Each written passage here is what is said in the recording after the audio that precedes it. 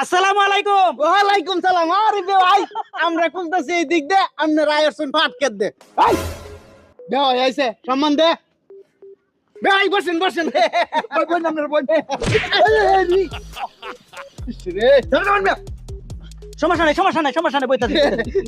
চললে ভালো আছে না ভালো আছে। এই এক কাজ কর আই কলা বাজার আছে না হ্যাঁ বড় দেখে একটা মুরগ লইয়া এই 50 টিয়া এটি কি ব্যাপার?